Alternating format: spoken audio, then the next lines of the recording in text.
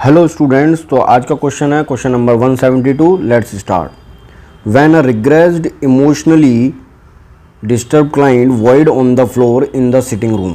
सबसे पहले ध्यान दीजिए, एक इमोशनली डिस्टर्ब क्लाइंट है और उसने वॉइड कर दिया है, टॉयलेट कर दिया है on the floor sitting room के अंदर साइकेट्रिक वार्ड में। The nurse should intervene by. अब आप कैसे इंटरवेन करेंगे इस सिचुएशन को? मेकिंग द क्लाइंट मोप on the floor, restricting the client fluid throughout the day, toileting the client more frequently with supervision, or withholding privilege each time the client voids on the floor। मतलब भी आपको ही समझना होगा, मौजवी level है, अच्छे level के question होते हैं, आप जानते हैं। चलिए स्टार्ट करते हैं, आंसर सोच लीजिए अपना और हम शुरू करते हैं। क्लाइंट ने वॉइड कर दिया है, इमोशनली डिस्टर्ब है पहले से ही, तो क्या पनिशमेंट देना ठीक होगा?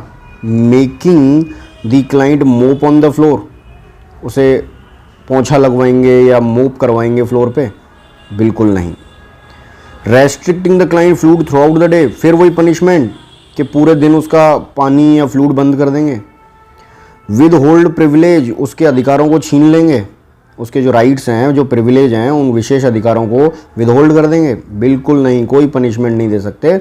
हम उसे फ्रीक्वेंटली टॉयलेट करवाएंगे with supervision। That is the right answer। Answer is 3। बढ़ते हैं नेक्स्ट क्वेश्चन की तरफ। नेक्स्ट क्वेश्चन है, रिग्रेस्ड इमोशनली डिस्टर्ब क्लाइंट है हमारा फिर से, और who has been watching the nurse for a few days. काफ़ी दिन से वो नर्स को वॉच कर रहा है, लेकिन अचानक आज सडनली वॉकअप्स एंड शाउट, आज अचानक वो चिल्लाने लगा नर्स के ऊपर। You think you are so damned perfect and good, कि तुम्हें क्या लगता है तुम बहुत परफेक्ट और बहुत अच्छे हो। I think you stink, I think you stink, smells, बदबू ये आती है तुम्हारे अंदर से, या इस तरह का कुछ, स्टिंक हम बोल सकते हैं। Which is the most appropriate response. अब आप क्या बोलोगे? मान लो सपोज आपको वार्ड में कोई ऐसे मरीज बोल दे इमोशनली डिस्टर्ब है, तो आपका क्या रेस्पॉन्स रहेगा? Do you mean I smell? You seems agree with me? Boy you are in a bad mood, क्या आज तुम बहुत बुरे मूड में लग रहे हो? I can't be all that bad, मैं हमेशा बुरी नहीं हो सकता या नहीं हो सकती। कैन आई, क्या मैं हो सकती हूँ? देखिए इस सिचुएशन में सबसे पहले फोर्थ हटा देते हैं हम उससे नहीं पूछ सकते कैन आई, कि मतलब ये तो जजमेंटल हो गया ना, कि वो डिसाइड करेगा कि हम बैड हैं या अच्छे हैं, तो ये इस तरह का सेंटेंस हम नहीं बोल सकते। Do you mean I smell?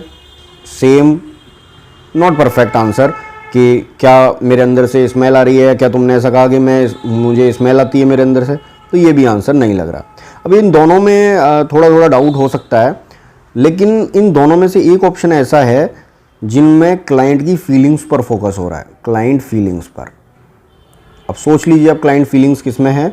देखिए बिल्कुल सीधे सीधे लिखा हुआ, you seems angry with me, तुम गुस्से में लग रहे हो। बैड मूड, ये क्लाइंट की फीलिंग्स पे थोड़ा सा इनडायरेक्ट वे में रिप्रेजेंट कर रहा है, जबकि यहाँ साफ साफ एंग्री वर्ड पे फोकस कीजिए कि तुम आज गुस्से में दिखाई दे रहे हो मुझ पर, जबकि काफ़ी दिन से तुम मुझे वॉच कर रहे हो। तो ये एकदम सही आंसर है जो क्लाइंट की फीलिंग्स पर फोकस कर रहा है।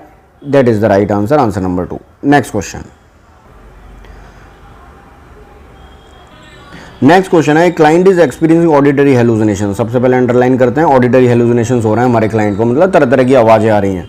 और नर्स को क्लाइंट बोल रहा है, I am terrible evil person, मैं बहुत ही शैतानी इंसान हूँ या मैं बहुत ही बुरा इंसान हूँ। The voices are telling me that God needs to punish me, कि ऐसी आवाज़ें मुझे आ रही हैं कि भगवान मुझे पनिश करना चाहता है, यानी उसे ऑडिटरी हेलुसिनेशंस हो रहे हैं। अब आप इनिशियली रेस्पॉन्स, शुरुआत में आप उसे क्या बोलेंगे? नर्स का क्या रेस्पॉन्स होगा? God is loving and will not punish you. The voices you are hearing, you are just a fantasy, ये तुम्हारी फैंटेसी है। Tell me what you are thinking about yourself, तुम क्या सोच रहे हो मुझे बताओ। You are not a wicked person, कि तुम एक विकेड, एक चालाक, एक दुष्ट इंसान या शैतानी इंसान नहीं हो। God and I both love you, God और मैं दोनों ही तुम्हें लव करते हैं। क्या लग रहा है आंसर? सोचिए जल्दी से। हटा देते हैं सबसे पहले, जजमेंटल नहीं होना है, God is loving and will not punish you, direct response नहीं देना है।